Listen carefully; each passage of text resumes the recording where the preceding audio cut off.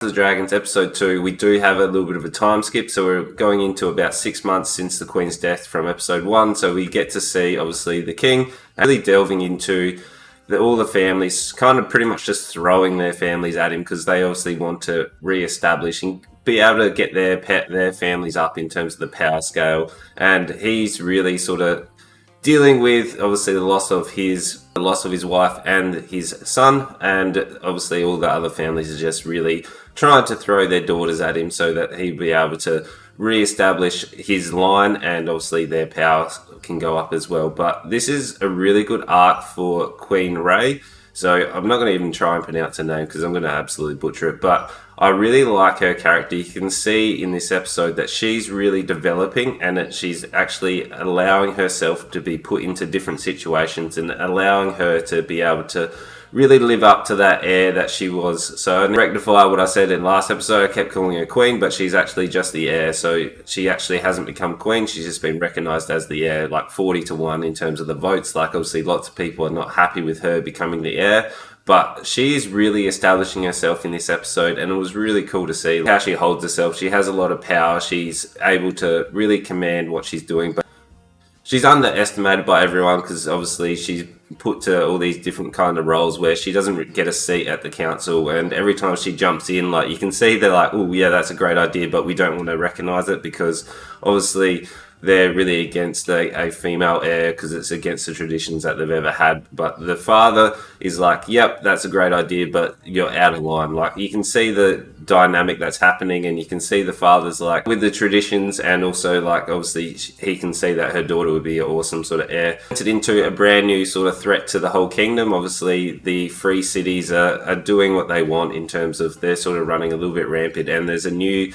crab feeder who's like attacking ships, and he looks like he's going to be a really interesting new bad guy in terms of a threat to the Targaryen line. And opening scene, like the cinematography for all of the shots is fantastic. Like the directing and the action is really cool. There's not much action in this. It's like peak Game of Thrones in terms of we are looking at all the plotting and the ploying that's going on. So it's a real up episode in terms of we get to see where we're going and all the big climaxes that are going to come. But like when we're opening to the shipwreck and people are being ripped apart and eaten by crabs, and just to see how menacing this guy kind of looks like. We don't get a full view of this guy, but we do get to see like little bits and pieces of him, and it looks like it's going to be awesome in terms of where that's going to go. He's not in this much, but like every time he has a fantastic like presence. Like he's a star of the show, where Rey is definitely becoming one of the stars as well, where she holds herself. And there's a scene with both of them because obviously Daemon's upset that he has been passed over as heir, and he's legged it to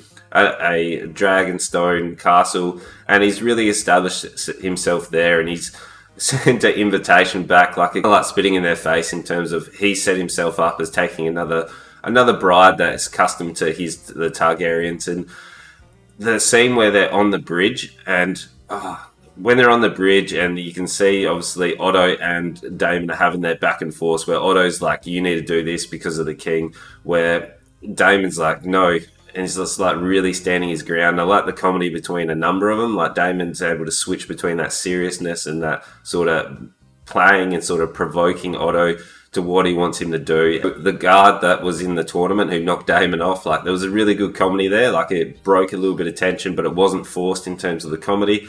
And when they all draw their swords, like that was such a cool scene. And we got the dragon coming over. Like it's really cool to see in terms of the actual acting and the presence and the cinematography. Everything about that scene is like one of the perfect scenes I've seen. And then we get Queen Rey flying out of the clouds and coming in, and the confrontation between her and Daemon, that was such cool, very powerful. You can see the dynamic between them, and I like the ploy between Daemon obviously having loyalty to his family and also wanting the power for himself. Like he has an internal conflict, which you can actually see that takes an emotional and a physical toll on him, which is pretty hard to do considering like an actor being able to show that in terms of it having a physical and emotional effect on him while also portraying this amazing character. I really like the plot right at the end in terms of the cousin of the king, who's obviously throwing his daughter, who's really young, which is really creepy.